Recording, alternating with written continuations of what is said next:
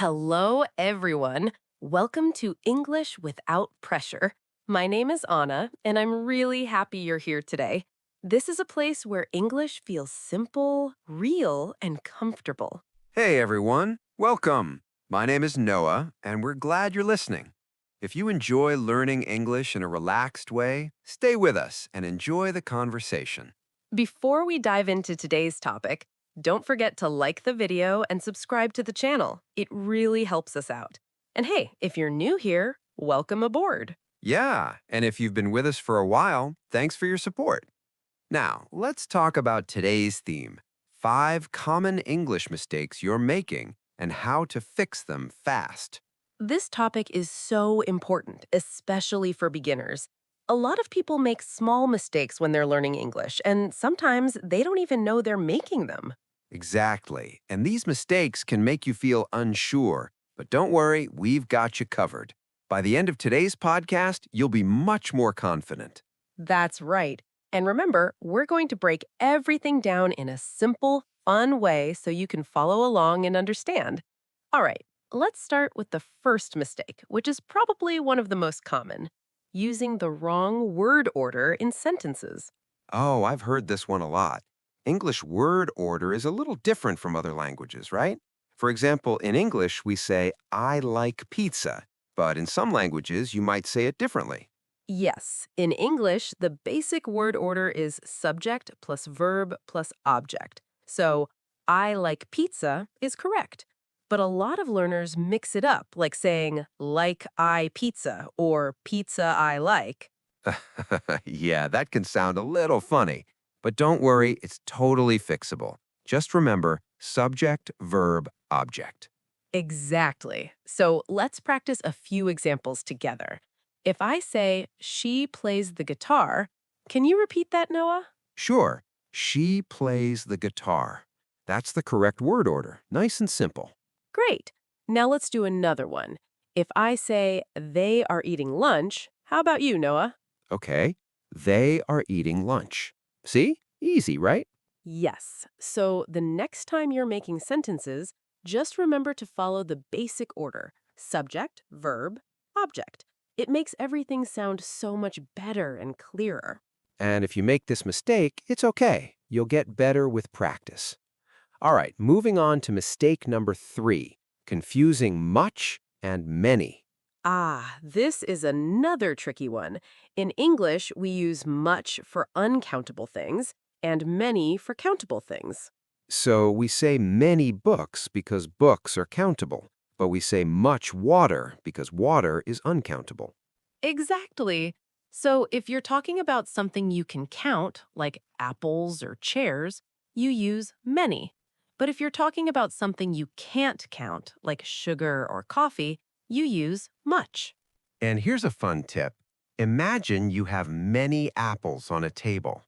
You can count them one by one, but you can't count much water by the glass, right? Exactly. You'd need a lot of glasses to count all that water.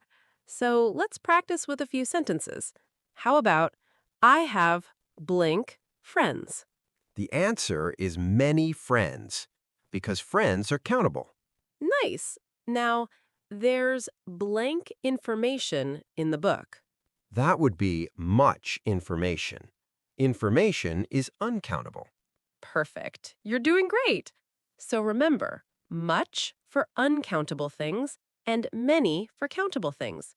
Keep that in mind and you'll never get confused again. All right, let's keep going. The fourth mistake we see a lot is mixing up the use of a and an. Ah, this one is so simple, but it trips up a lot of learners. The rule is easy to remember. We use a before words that start with a consonant sound and an before words that start with a vowel sound. Exactly. So, for example, you say a cat because cat starts with the consonant sound k, but you would say an apple because apple starts with the vowel sound a. That's right. It's not just about the letter, it's about the sound. So even though honor starts with H, it has a vowel sound, so you say an honor. Ah, yeah, that one can be tricky. because the letter H is a consonant, but honor sounds like it starts with a vowel. Exactly. And here's another one. A university. Even though university starts with a U, it starts with a Y sound, which is a consonant sound. So we use A there. Right. So just remember A for consonant sounds and an for vowel sounds. Let's do a quick practice. Blank dog is barking. The answer is a dog. Dog starts with a consonant sound, so we use A. Great. Now, blank umbrella is on the table. That would be an umbrella. Umbrella starts with a vowel sound, so we use an. Perfect. So now that we've covered a and an, let's move on to our fifth and final mistake, using the wrong verb tense. Verb tenses are so important in English, and they can be confusing sometimes. But don't worry, we'll make it simple for you. Yes. So the first thing to remember is that we use the present simple tense for regular actions or facts. For example, I work every day. Exactly. You use the present simple when you talk about things you do regularly. But sometimes learners mix it up and say things like, I am working every day, which is the present continuous tense. I see. I am working sounds like it's happening right now, like in this moment, not something you do every day. So remember, use I work for regular actions. Yes. And if you want to talk about something happening right now, you'd say, I am working for something that is happening at this very moment. Exactly. Now, here's a challenge for you. I blank eat dinner every evening. What's the correct form? That would be, I eat dinner every evening. We use the present simple because it's a regular action. Great job. And now, how about this one? She blank study right now. That's, she is studying right now. We use the present continuous because it's happening at this exact moment. Exactly. So remember to use the present simple for regular actions and the present continuous for actions happening right now. Yes, and if you make these mistakes, don't worry. You'll improve with practice, and you'll get more comfortable with verb tenses as you go. And remember, learning English is all about making progress, not being perfect. Every little step counts. Absolutely. So that brings us to the end of today's episode. We hope you learned something new and that you feel more confident with your English. Yes, keep practicing these tips and you'll be speaking English like a pro in no time. And remember, it's okay to make mistakes. That's how we learn. Thanks for listening to English Without Pressure. Don't forget to like, subscribe, and share this episode with your friends. We'll see you next time. All right, we're back. Let's keep going with more common mistakes in English. The next one we're going to talk about is using some and any. This is another big one. It seems simple, but people often get it wrong. So, some is used in positive sentences, while any is used in negative sentences or questions. Exactly. For example, you would say, I have some friends because it's a positive sentence. But if you say, I don't have any friends, you use any because it's a negative sentence. And what about questions? Do you have milk? Would you use some or any here? Good question. You would say, do you have any milk? In questions, especially when we don't know the answer, we usually use any. That's right. So here's a quick tip. Use some when you're talking about something you have or want, and any when you're talking about things you don't have or in questions. Exactly. So let's practice. How about, I need water? That would be, I need some water because it's a positive statement. Perfect. Now, we don't have money. That would be, we don't have any money. It's negative, so we use any. Great job. You're really getting the hang of this. Now, let's talk about a mistake many learners make, using the wrong preposition after verbs. Prepositions. They can be tricky because in English, some verbs need specific prepositions. For example, we say listen to music, not listen music. Yes, and we say wait for the bus, not wait the bus. So there are certain prepositions that come with certain verbs, and they don't always match with other languages. Exactly. It's one of those things that just takes practice to get used to. And don't worry if you make mistakes. It happens to everyone. Exactly. So let's go through a few common examples. We say think about something, not think something. Right. Think about, not think. And we say talk to someone, not talk someone. Exactly. And we say married to someone, not married with. It's all about remembering the right combination of verbs and prepositions. And the good news is, the more you practice, the more natural it will feel. Let's do a quick quiz.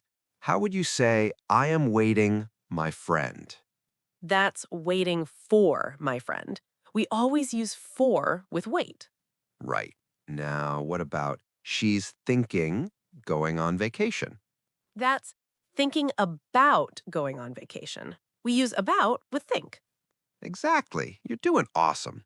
And finally, let's look at a mistake people often make when it comes to plural nouns, forgetting to add the S at the end. Oh, yes. This is a simple mistake, but it's so easy to make. In English, when we talk about more than one thing, we usually add s to make the noun plural. For example, you would say 2 cats, 3 books, or 5 cars. You add the S to show that you're talking about more than one. Exactly. But sometimes people forget to add the s, or they add it in the wrong place. So instead of saying two cat, they might say two cats, which is correct. Yeah, I've heard that mistake before. So just remember, to make a noun plural, add S at the end. That's right. But there are some exceptions, like with irregular plurals. For example, child becomes children, not childs. Ah, good point. English has its little quirks, but once you know them, it's much easier. So let's practice. There are books on the table. The correct answer is there are two books on the table. We use the plural books because we're talking about more than one. Perfect. Now let's try I have dog. That's I have a dog. But if you're talking about more than one dog, you would say dogs. Exactly. So keep an eye out for plural nouns and remember to add that S. You're doing so well today. We've covered a lot of mistakes, but don't worry if you need a little more practice. It's all part of the learning process. Yes, and we're here to help you every step of the way. So don't stress, just keep practicing and keep having fun with English. That's right. So we'll be back soon with more tips. Thanks for listening to English Without Pressure and keep up the great work. Don't forget to like, subscribe, and share this episode, and we'll see you in the next one. Welcome back. We've been talking about some common mistakes in English, but we're not done yet. There's still more to cover, so let's dive right into the next one, mixing up few and a few. Oh, this one is important and it can be a little tricky. So, few means a small number, but it has a negative feeling. It's like saying not many. For example, I have few friends. This means I don't have many friends. That's right. And then we have a few, which also means a small number, but with a positive feeling. It's more like saying, I have some friends, or I have enough. Exactly. So, I have a few friends means I have some and it's a positive thing. But I have few friends sounds like I don't have many and it's a little negative. Right. So here's a good rule. Use few when you want to talk about something small or not enough, and use a few when you're talking about something small but still positive. Great tip. So let's practice with a couple of sentences. If I say, there are blank books on the shelf, which one do we use? Few or a few? If we're talking about a small but positive number, we'd say, there are a few books on the shelf. That sounds good. Exactly. Now, how about this one? I have blank cookies left. That would be, I have a few cookies left, because it's a small number, but it's enough. Perfect. Now, how about I have blank friends at school? That's, I have few friends at school. It sounds a little sad, right? Like maybe I don't have many friends. Exactly. So always think about whether you want to sound positive or a little negative. And remember, a few is usually the safer option. Definitely. Now let's move on to another mistake, using the wrong article, the. Ah, the article the can be tricky because we don't use it in the same way in every language. In English, the is used when we're talking about something specific. For example, if I say, I saw the dog, I'm talking about a specific dog. But if I say, I saw a dog, it means I saw any dog, not a specific one. Exactly. So we use the when we already know what we're talking about or when it's clear. For example, the sun is shining. Everyone knows which sun we're talking about, so we use the. Right. But if we don't know exactly which one, we don't use the. For example, I saw a movie means any movie, not a specific one. Exactly. And here's another example. I went to the store because it's a specific store we both know about. But if I say I went to a store, it's any store, not one in particular. Yes. So the key is to think, is this something specific we both know? If yes, use the. If not, just leave it as a or an. Exactly. Let's practice. I want to go to blank restaurant. That would be, I want to go to a restaurant because I'm not talking about a specific one. Right. And how about this one? I visited blank Eiffel Tower in Paris. That's the Eiffel Tower because it's the famous one in Paris, and everyone knows which one we mean. Perfect. You're really getting the hang of this. Now, let's talk about another common mistake confusing much and many in negative sentences. Ah, we talked about this before, but it's so important to mention again. In negative sentences, we usually use many for countable nouns and much for uncountable nouns. Exactly. So, for countable things like books or cars, we say not many. For example, I don't have many friends. But for uncountable things like water or sugar, we say not much. For example, I don't have much time. Right. So many for countable things and much for uncountable things. Let's practice. I don't have blank money. That's I don't have much money because money is uncountable. Perfect. Now, I don't have blank books. That would be I don't have many books because books are countable. Exactly. You're on fire today. Remember, if you're talking about countable things, use many, and for uncountable things, use much. Exactly. And don't stress if you make mistakes. The more you practice, the easier it gets. All right, we've covered a lot today. Let's take a quick break, but stay tuned because we're almost at the end. We're back. Can you believe it? We're almost at the end of our episode, but we've still got a couple more common mistakes to go over. I know, time flies when you're having fun, right? And we've learned so much today. Now, let's talk about a mistake that happens with like and as. They're used a lot in English, but it's important to use them correctly. Yes. So, like is used when we want to say that something is similar to something else. For example, she sings like a bird, meaning her singing is similar to a bird's song. Exactly. But as is used when we're saying that something is the same in a specific way, or when we're talking about a role or function. For example, she sings as a professional singer, meaning she's acting in the role of a singer. Right. Like shows similarity, and as shows exactness or role. A quick way, remember, like is for comparison, as is for roles or actions. Yes, so let's practice. He works blank a teacher. Which one do we use, like or as? We use as. He works as a teacher because he is actually a teacher. Great. Now, how about this? She runs blank a cheetah. That's like. She runs like a cheetah because we're comparing her speed to a cheetah. Exactly. So remember, like for similarity, as for roles or functions. That's a big one, and you'll use it all the time. All right, we're down to our last mistake of the day. This one is about pronunciation. It's not always a grammar mistake, but it's super important, mispronouncing words. Yes, pronunciation is key. Even if you use the right grammar, if your pronunciation isn't clear, people might have a hard time understanding you. And don't worry, it's totally normal to mispronounce some words when you're starting. Definitely. We all go through it. And the good news is, the more you practice speaking, the better your pronunciation will get.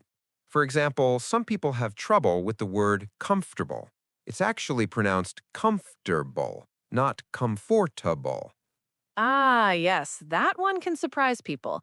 Another one is probably. Many people say probably, but the correct pronunciation is probably. Yes, English pronunciation can be tricky with all its silent letters and weird rules. But don't worry, just practice speaking and you'll start feeling more confident. Exactly. And remember, if you don't know how to pronounce a word, you can always listen to it online or use a dictionary with audio. You can even practice by repeating the word several times. Yes, repetition is key. And when you make mistakes, just laugh and keep going. Everyone does it, and it's part of the learning process. So let's practice a few common words. Though, it's pronounced like the O, not the ow. Good one. And how about night? It's pronounced night with the K being silent. Right. And kernel, which is pronounced kernel. These silent letters always trip people up. Yes, but the more you practice, the easier it will get. And remember, nobody expects you to be perfect. The most important thing is that you're trying and improving. Exactly. So, don't worry too much about making mistakes. The more you speak, the better you'll get. And that's it for today's episode. We've covered a lot of important mistakes, but remember, learning English is a journey, not a race. Just keep practicing and you'll continue to improve. Yes, keep listening, keep learning, and we'll be here to help you along the way. Thanks for listening to English Without Pressure. And don't forget to like, subscribe, and share this episode with anyone who's learning English. We appreciate your support. Until next time, take care, everyone, and keep up the great work. Bye, everyone. See you soon.